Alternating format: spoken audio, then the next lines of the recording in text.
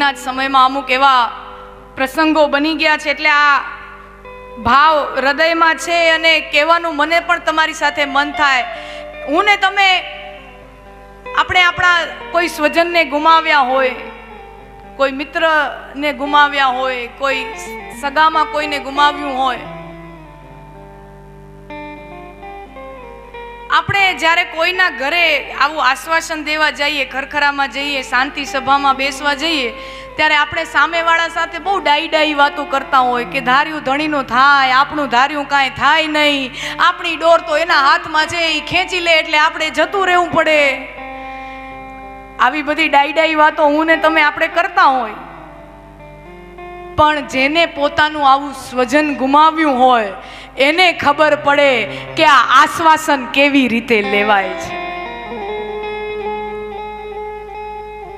શાસ્ત્રો ભલે આમ આત્માના અમરતાની વાત કરે કે આ પ્રાણ તો દેહ છૂટે છે ને, આત્મા અમર છે, શાસ્ત્રો અમરતાની વાતો કરતા હોય, પણ વ્યવહારિક દ્રષ્ટિએ, સાંસારિક દ્રષ્ટિએ હું ને તમે જોઈએ તો મૃત્યુથી મોટું પૂર્ણ વિરામ બીજું કોઈ છે જ નહીં. આ એક એવી ઘટના છે જે ભલભલાને હચમચાવી નાખે છે.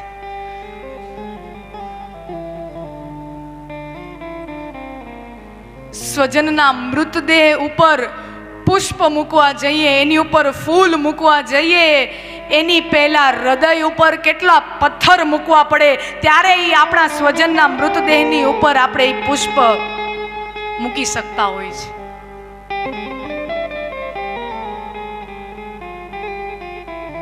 અને ત્યારે જો એક વખત એક સ્મરણ થાય કે આ સ્વજન જેની સાથે મેં આટલો જીવનના આટલા વર્ષો વિતાવ્યા, આનંદમાં, સુખમાં, આ વહાલા સ્વજને આજે વિદાય લીધી છે,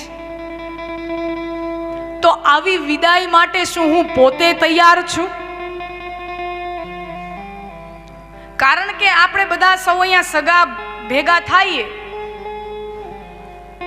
પણ બધાની ઓમ યાત્રા એકલ યાત્રા છે. જન્મથી લઈને મૃત્યુ સુધીના આપણા સંબંધો બરાબર, પણ પછી બધાની એકલ યાત્રા છે, એમાં કોઈ કોઈની સાથે આવતું નથી.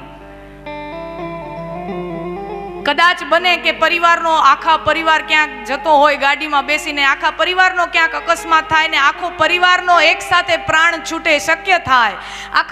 આખા પરિવારને એક સાથે અગ્નિ સંસ્કાર અપાય, એ પણ શક્ય છે. પણ આત્માની યાત્રા તો એકલ યાત્રા છે. દરેકે દરેક આત્માની પોતાની એકલાની યાત્રા હોય છે. કહેવાનો અર્થ મૃત્યુની તૈયારી. અને આપણી શાસ્ત્રો એમ કહે છે કે મૃત્યુ ઊંઘ સમાન છે, નિંદર સમાન છે. ઊંઘને નાની મૃત્યુ કીધી, સ્લીપ ઇઝ સ્મોલ ડેથ. ઊંઘને નાની મૃત્યુ કીધી અને મૃત્યુને ચીર નિદ્રા કીધી, લાંબી ઊંઘ કીધી. મૃત્યુને લાંબી ઊંઘ કીધી છે શાસ્ત્રોમાં. અને આ બે વખતે છોડવું પડે છે. નિંદર આવે ત્યારે છોડવું પડે, મૃત્યુ આવે ત્યારે છોડવું પડે. પણ નિંદર આવે ને ત્યારે છોડવામાં મને તમને બહુ વાંધો આવતો નથી. માનો કે આ મારી ઘડિયાળ છે, રોજ રાત્રે હું આ ઉતારીને સૂવું તો મને ખબર છે કે આ બાજુના ટેબલ ઉપર મેં આમ રાખી અને હું આમ સૂતી, અને સવારે ઉઠીશ ને આંખ ખોલીશ તો આ ઘડિયાળ મને મારા બાજુના ટેબલમાં જ મળવાની છે. એટલે આ છોડવામાં મને બહુ તકલીફ નથી થતી. પણ મૃત્યુ વખતે મને ને તમને ભય લાગે છે, મને ને તમને બીક લાગે છે. કારણ કે મૃત્યુ વખતે પણ છોડવું પડે છે. પણ આપણે જે આ છોડીએ છીએ, ઈને ઈ સગા, ઈને ઈ વાલા, ઈને ઈ આપણું કામ, ઈને ઈ આપણા સંબંધો ફરી પાછા આપણને મળશે કે નહીં એની આપણને ખાતરી નથી. એટલે મને ને તમને બીક લાગે છે. બાકી છોડવું તો બે વખતે પડે જ છે. ઊંઘમાં છોડવું પડે. તમે આમ સરસ મજાના રિસેપ્શનમાં કોઈના લગ્નમાં તૈયાર થઈને ગયા હો, સરસ મજાની સાડી પહેરી હોય, બંગડી પહેરી હોય, હાર પહેર્યો હોય, 2-2 કિલો પાવડર લગાવ્યો હોય, રંગ રોગાન કર્યા હોય, આમ ચપ લંગ્યા હોય, બધું તમે આમ માથાથી લઈને પગ સુધી આમ ટીપ ટોપ તૈયાર થઈને ગયા હો, અને સરસ મજાનો પ્રસંગ તમે માણ્યો હોય ને રાત્રે 12 વાગી જાય રિસેપ્શનમાંથી આવતા આવતા અને તમે થાકી ગયા હો ને એકદમ ઊંઘ આવે, થાકી ગયા હો, એટલે બસ એમ થાય કે હવે પલંગમાં પડ્યા ભેગા બસ હુઈ જ જવું છે. તોય તમે પાછા આવીને સૌથી પહેલું કામ શું કરો છો? એ જે આ વેશ ધર્યા છે, એ વાઘા બધા ઉપર ચડાવ્યા છે, રંગરોગાણ કર્યા છે, રંગરોગાણ ધોવા પડે ને પછી સાચું રૂપ દેખ.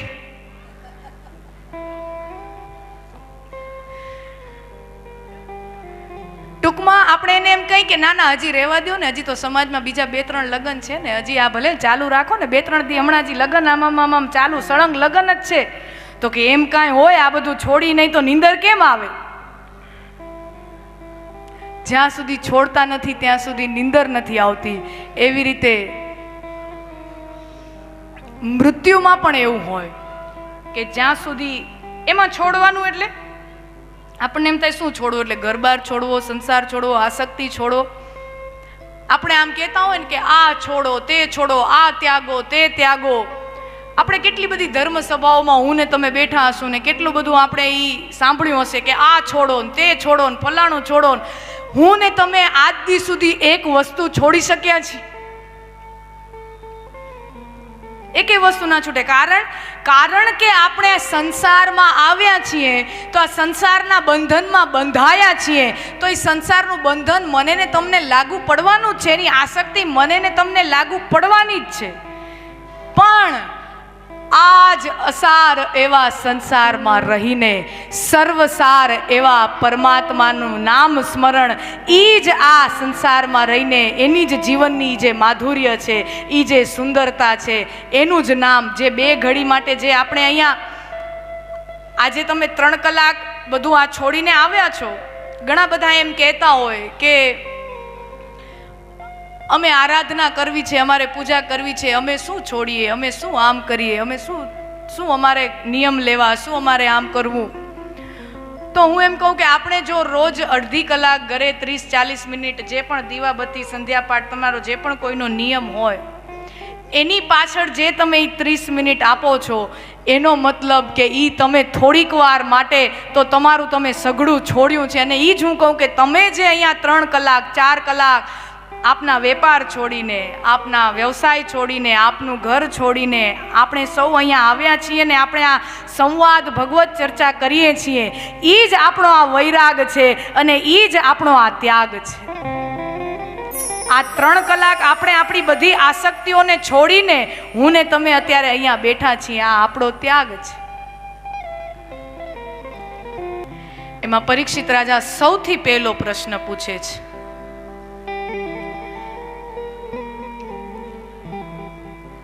કે જીવાત્માની, જે જીવ મરણના કાંઠે બેઠો છે, જે જીવ મરણના કાંઠે બેઠો છે, મરણાસન છે, જેનું મૃત્યુ નજીકના સમયમાં નિશ્ચિત છે, એવા જીવાત્માનું કર્તવ્ય શું?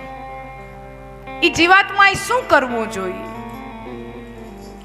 અને સુખદેવજી મહારાજ ખૂબ પ્રસન્ન થયા કે રાજન, આ પ્રશ્ન તારા એકલાનો નથી, આ પ્રશ્ન સમગ્ર મનુષ્ય જાતિનો આ પ્રશ્ન છે.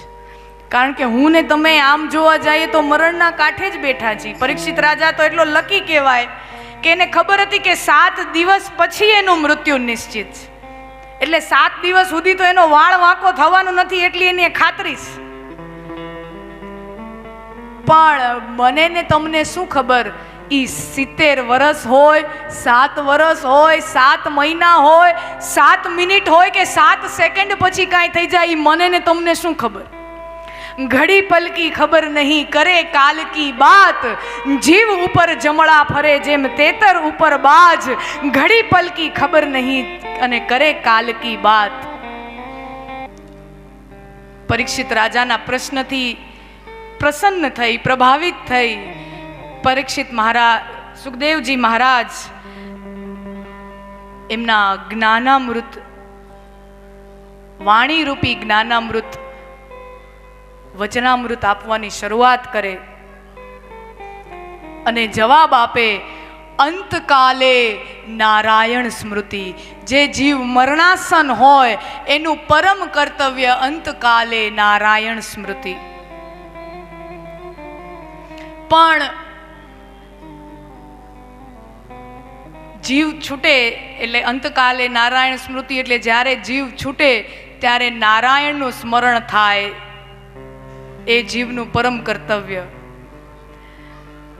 પણ પરીક્ષામાં આખું વર્ષ, આપણે પરીક્ષા હોય સ્કૂલમાં છોકરાઓની, તો આખું વર્ષ જો ભણ્યા હોય તો પરીક્ષામાં પાસ થવાય. આખું વર્ષ આમ રખડા રખડી કરી હોય, કાંઈ વાંચ્યું ન હોય, ચોપડી ઉપાડી ન હોય, તો પરીક્ષામાં આપણે 100માંથી 80% આવે, 90% આવે, ઈ જો આપણે ગુમાનમાં ફરતા હોય તો એ આપણી મૂર્ખાઈ કહેવાય. અંતકાલે નારાયણ સ્મૃતિ, તો કે અંતકાલે યાદ કેવી રીતે આવે, આ સ્મૃતિ કેવી રીતે થાય?